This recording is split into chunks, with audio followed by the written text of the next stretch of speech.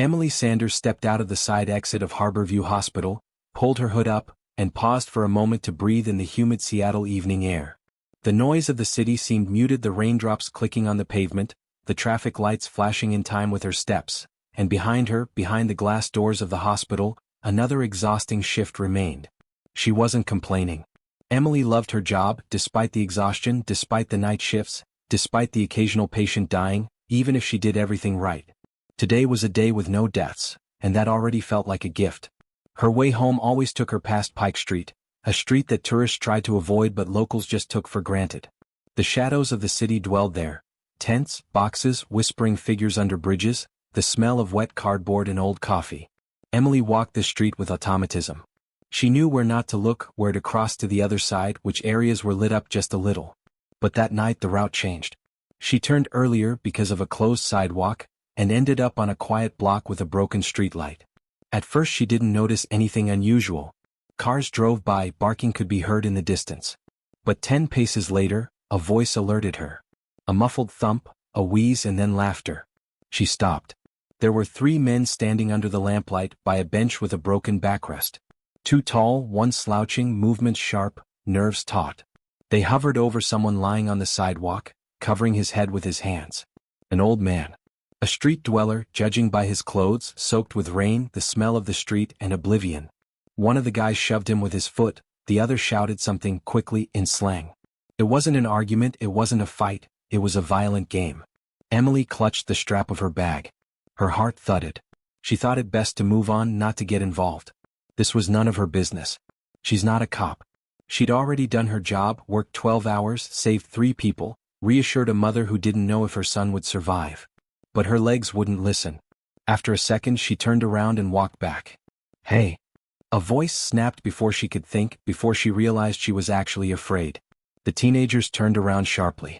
One was the youngest, the face of a teenager but eyes like a beast tired of hiding.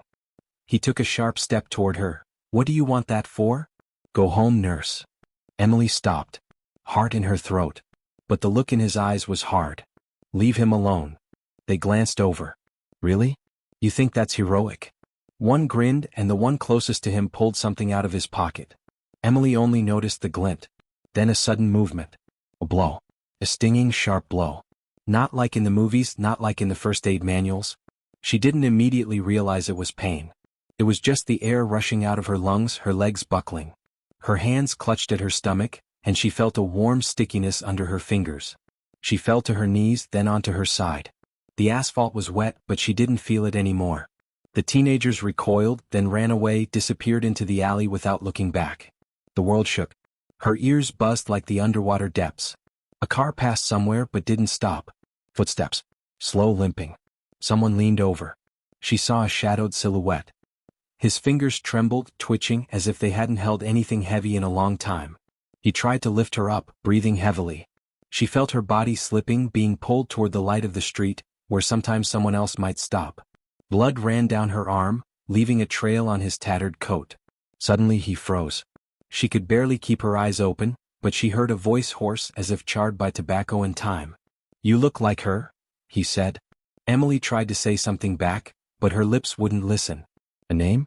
To whom? What did he mean? The sound of the car. Brakes. Someone ran out, screaming. But Emily couldn't hear any more. The world went black. Warmth spread through her body, almost cozy, like an evening after a long shift. And in that warmth, somewhere inside, came the voice of a sister she hadn't heard in years. "You don't always have to know who you're fighting for. The main thing is not to pass by." And in that moment, in the blood, in the pain, in the darkness, the story she never intended to write began. A siren cut through the silence of the nighttime city, illuminating the darkness with flashing red reflections. Emily Sanders was brought to Harborview Hospital on the very same stretcher table she herself had run behind dozens of times, handing gloves, filling out forms, checking pupils, monitoring blood pressure. Now it was the opposite. Her body, pale and lifeless, swayed on wheels, covered by a thin blanket like an unnecessary part from a tired system. Someone in the emergency room recognized her immediately. A voice boomed into the microphone. "This is Emily. Emily from third shift. Stabbed in the abdomen, BP's unstable." It went from there. Footsteps. Commands. Fabric was being cut without asking. Someone was already holding her by the shoulders, someone pressing on her abdomen. Hands that knew her, not as a patient but as a colleague, as a friend, were now fighting for her life. She didn't respond, her eyes were half open but saw no one. Her face seemed as blank as a wiped blackboard at the end of the day. Dr. Marcus, with whom she'd argued last week about the need for an emergency transfusion, was now giving his own instructions. Abdomen. Left lower quadrant. Blood loss is profuse. BP 80/40 and dropping. Nurse Lily, the nurse they'd had coffee with between shifts, held the 4 without breaking away, even as a tear rolled down her forehead. No one spoke aloud, but there was a heaviness in the air, like those moments when everything depends on a split second and you don't know if you'll save the day. Only now it was Emily. And somewhere inside, quite deep, her consciousness was flitting between flashes. Not voices, not events, but reflections. The figure of a man in the courtroom corridor, where she alone signed the divorce papers. Silence, like a dense wall behind which all attempts to explain anything were left. The clinking of a broken plate in the kitchen when she learned of his infidelity. And a very different voice, thin, ragged, belonging to an 8-year-old girl. Kathleen. Sister. The one who died on the highway 2 days before they'd moved in. Emily remembered holding her tiny hand as the car shook from the impact. Remembered how the doctors couldn't do anything. Since then it seemed she hadn't been saving people but practicing guilt. The noise of the operating room pushed the memories away. Monitors beeped. Someone announced, "Pulse unstable, prepare for shock." But the body resisted. It wouldn't give up. The doctors acted quickly, coherently, without words. And behind the glass, while the operation lasted, people began to gather. Patients. People who had been here a while ago. The elderly woman with arthritis whom Emily cheered with jokes every night. A young boy she talked into recovery from an overdose. The mother of a newborn baby girl she helped learn to hold a bottle. They stood under the windows, some with flowers, some just silent. The hospital staff tried to chase them away at first but then backed off. Because it wasn't a line or a rally. It was silence, respectful, real silence. By morning, Emily was breathing on her own. Her blood pressure was stabilized. But she still wouldn't wake up. It was as if her body had given up, but her soul remained somewhere between pain and understanding. While the cleaning lady changed the sheets and someone wiped down the railing in the hallway, Dr. Marcus looked at her hand and frowned. There was something clutched in the palm of her hand. A piece of paper. Crumpled, damp with blood, with barely recognizable ink. He unfolded it carefully. Just 2 words, Wesley C. Nothing else. The name didn't say anything. Not in the databases, not in recent records, not in patient lists. At first they thought it was the name of the attacker. But police officers who arrived later reported that cameras had captured 3 teenagers fleeing. Not one Wesley. No adults. That's when they remembered the homeless man Emily was protecting. He'd been taken to the hospital with her, but according to security he'd left the department before dawn. No ID. No signature. He just disappeared. But the note was left behind. Like a trace. Like a deliberate mark. No one knew who he was, why he stayed, why he left. But now there was another element to the story. Invisible. And disturbing. Emily lay motionless, tubed, under the restrained light of the ICU. And at the headboard, next to the 4, the doctor had placed that very note, covering it with cardboard labeled, "Do not discard." Because sometimes the traces of the past come without a name. Just initials. And with a secret you're not ready for. It had been almost 2 weeks since the night Emily Sanders had passed out in a pool of her own blood. She was now able to sit up in bed, move around a little, answer questions, and, surprisingly, even smile. Her recovery was going faster than the doctors had anticipated. But inside things were different. Her body was getting lighter, but her head was only getting heavier. Because with each passing day, the feeling grew that this wasn't all just an accident. One morning, a social worker named Mr. Hall visited her. He came quietly, not like an official, but like a man who didn't want to be unnecessarily disturbed. He had a small box in his hands. He placed it at the headboard of the bed without opening it at once. Said man she was trying to protect had disappeared the same night as soon as he could get to his feet. He refused hospitalization, refused food, refused help. But he left a thing behind, a book. He said, "Give it back to her when she can understand." Hall opened the box, pulled out a shabby Bible, the kind that smells not of dust but of memory. The binding was cracked, the pages creased. On the inside cover was the inscription, "For Kathleen. From Daddy. If you're reading this, it means I found you after all." Emily felt as if the air had been yanked from her lungs. The name was too precise, too personal. Kathleen. The very Kathleen. The little sister. The girl with the pigtails who was afraid of thunder and asked to sleep next to her when it rained. The one with whom they lived first in a communal apartment, then in an orphanage. The one she lost in a car accident when they were 9 and 6. They were on their way to another foster home. The car skidded. Kathleen didn't make it. Emily did. She hasn't heard her father's name since. He never came. Not at the hospital, not in court, not during the years when she lived in boarding school and imagined him only as a silhouette drawn in her imagination. She spent the night without sleep, holding the book in her hands. She flipped through every page looking for something, a photograph, an old check, a note, but found nothing. Only lines underlined in pencil. A psalm of forgiveness. A chapter about a lost son. A passage about how love doesn't fade even if the body isn't around. It was strange, implausible. She didn't want to believe in coincidences, but everything was pushing it that way. The next day, despite the pain and the doctor's protest, Emily hailed a cab and drove to the neighborhood where she'd been shot. Nothing had changed in the alley. The same stains on the pavement, the same wisp of light at the broken streetlight. Only the air had a different vibe now, as if the place remembered that something important had happened here. She headed to a local orphanage she'd heard of before, St. Michael's House. There was a cold reception there. People were used to the control, the police officers, the volunteers who came once a year. But as soon as she showed a picture of a Bible, one of the staff nodded. Yeah, he was. Lived here for about a month. Slept in the corner of the dining room. Silent. Sometimes read aloud if someone couldn't sleep. Name's Wesley Carter. Emily asked for everything they knew about him. For a long time they didn't want to tell, but then one woman, a former nurse left homeless after a divorce, said, he was strange. Didn't drink. Didn't ask for money. Just sat and watched people. And when kids came up to him he always asked for their names. If they said Kathleen's name he'd freeze. It was like hearing the voice of a ghost. When she got home she opened her laptop. The search took an hour. Wesley Carter. No criminal record. But he'd been wanted almost 20 years ago, on suspicion of his wife's murder. Then the case was dropped. There wasn't enough evidence. But then there was the fact that 2 kids disappeared from the foster care database. There was no trace of them. Emily read the whole thing in silence. Her heart was pounding, not from fear, but from the unbearable pressure of uncertainty. Line by line she could feel her old world falling apart. If it was him. If all this was no accident, why hadn't he said anything? Why hadn't he approached her before? Why only now? She closed the laptop and looked at the Bible. Her fingers rested on the inscription, for Kathleen. Her eyes stung. The pain from the wound had receded, but another wound, an old, forgotten one, was making itself known again. And if she thought she knew what loss was, she realized now, losing someone was one thing. To find out that maybe the loss had been false was much worse. When Emily returned to the hospital, everything seemed the same as before, yet unbearably different.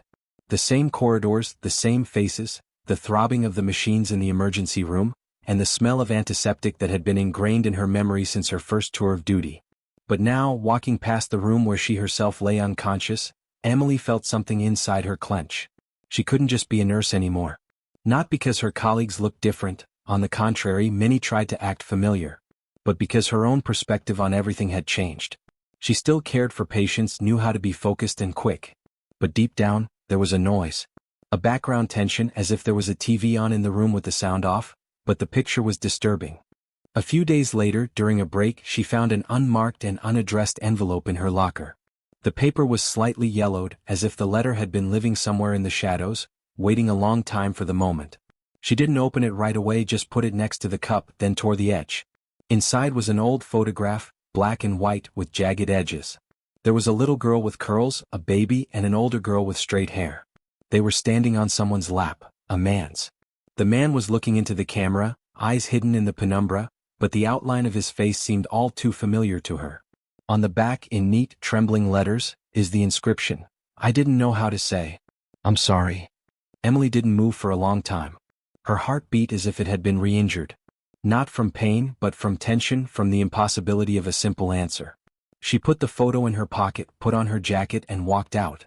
She headed back to St. Michael's House. She was greeted warily at the shelter, but when she said her name, one of the staff members nodded and brought out a small box wrapped in twine. Wesley, she said, had left 2 days ago. Said he was leaving for good, and asked her to tell him if anyone came by. Just don't throw it away, he added before disappearing. Where he is now no one knew. He just walked away. Without a shout. Without a scene. The box was light, but inside held everything that could crush a man from the inside out. A few letters dating back to the late 90s. Letters that, judging by the addresses, were never sent. In one he wrote, "I still remember you crying at night. I thought I could come back. That the court would change your mind." In another, "Kathleen loves chocolate milk. I bought her one bottle and didn't know who to give it to now." There were children's drawings, scribbles that barely read mom, sister, dad. And finally, an official document, a report from the maternity hospital. Mother's name is Loretta Sanders. Father's name was Wesley Carter. Everything was authentic. Seals, signatures, even fingerprints. Emily closed the box and sat upright on the bench by the exit. Her mind raged. She wanted to scream, to tear up the paper, to throw it all away and run away. But it was different inside, the same feeling she'd had that night on the street, when she'd rushed to save an old man she didn't know, not thinking about who he was or why. She remembered how she had held his hand when she was already unconscious. How he had said, "You look like her." It had seemed random to her then. Now it sounded like a confession veiled with pain and fear. On her way home she stopped by the supermarket just for a change of pace. But at the checkout counter she caught a glimpse of a newspaper headline, "Veteran injured in street brawl searches for his daughter. Miracle of rescue after decades." The photo was blurry, the face partially in shadow. But she knew who it was. And everything that had been scattered in pieces began to come together. The name on the note. The Bible. The photo. Documents. An article. Everything pointed to one thing: she hadn't just saved a random person. She had saved someone who may have been there all along, but didn't know how to get close. And yet she couldn't quite believe it. She didn't want to. Because believing it would mean opening an old wound. What if it was a mistake? What if he came too late? Or he didn't come for her? She went to bed early that night, but she couldn't sleep. The same Bible was on the nightstand. Her fingers touched the cover, but she didn't open it. Because the line between forgiveness and ultimate loss was thinner than ever. And she stood on that edge without taking a step. Spring was coming slowly to Seattle. The air still held the remnants of winter dampness, but there was a lightness of change in the air. The evening was especially clear, a rare state for the city, when the sunset reflected in the windows of the high-rises, painting the streets copper gold. Emily stood at the mirror, buttoning a simple navy blue dress. It wasn't new, but she'd never worn it before. Her hair was gathered, her makeup almost absent. Everything about her was understated, precise, as she herself had been in recent months. The invitation to the fundraiser from the city hall had come the official way, in a stamped envelope. Not a hint of sensationalism, just the wording, "For civic valor." She hesitated to go for a long time, but finally said to herself, it wasn't about the award, it was about completion. And maybe the answer she still hadn't gotten. The town hall was flooded with lights. The hall was decorated with flowers and flags. People of all ranks were gathered. Officials, volunteers, journalists, medical professionals. When Emily entered, the applause rose in a soft wave. She didn't like the center of attention, but she walked straight ahead, not hiding behind a smile. She was invited to the stage after a short speech by the host. The mayor spoke of civic bravery, of the instinct to protect without knowing the name of the one you were protecting. His words were sincere, but Emily wasn't listening to them. She caught herself waiting for another moment, not applause, not camera flashes. When the award was presented and the hall was filled with applause again, a woman from the admissions office approached her. In her hands she held a small cardboard box tied with a ribbon. "Found this in the archives, I think it's for you," she said. Emily took it carefully, as if the box might crumble in her fingers. She didn't open it right away. It wasn't until the evening was over and she'd gotten home, taken off her shoes and turned on the desk lamp, that she allowed herself to look inside. On top was a thin envelope with her name on it. The handwriting was angular, old, with pressure, as if the author had struggled with each letter. She opened it and began to read. "Emily, if you're reading this, it means I've succeeded. At least one path, at least one path. I didn't kill your mother. She died in the hospital, of cancer, slowly, quietly. I held her hand. But the papers said I couldn't cope. I screamed at night, I had seizures after Afghanistan. No one knew how to treat it back then. I was declared unstable. The children you were taken away. And then you disappeared, and the papers and the right to anything. I searched. I appealed. I slept in waiting rooms, hoping someone would call me Daddy. I didn't know where you were. But I didn't give up. And that night when I saw you, at first I thought it was a dream. You were like Loretta when you were young. You had that same look, like you knew who you were. I didn't get a chance to identify myself. I just took a step and everything happened. But maybe that was my chance. Not with words. It was an act. I didn't know how to say it. I'm sorry. I'm proud of you. Even if you never forgive, I'm still here for you. Emily finished reading the letter, put it back, and pulled out the rest of the papers. Certificates, photocopies of letters, sheets with signatures and stamps. Everything was true. Not a myth, not a stranger's attempt to pry into someone else's life. It was her father. And he didn't leave because he was scared. It was because he didn't want to interfere with the life she'd managed to build without him. She was up early in the morning. On the kitchen table was a framed photograph of Emily, 6 years old, in her mother's arms, with Kathleen next to her, holding a toy.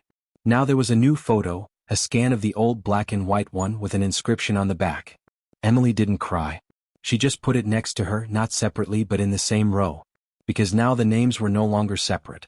She went back to work that afternoon. The hospital greeted her with the familiar hum of voices, the beeps of machines, and footsteps in the corridors. Only one thing was different. There was a new sign at the entrance to their ward, the office of Nurse Emily Carter Sanders, Compassion in Action. No fanfare. No press releases. Just a name. And on the back, a last name that finally made sense. Dear viewers, thank you for being with us. Subscribe to the channel, like us, and be sure to write in the comments what you think of this story.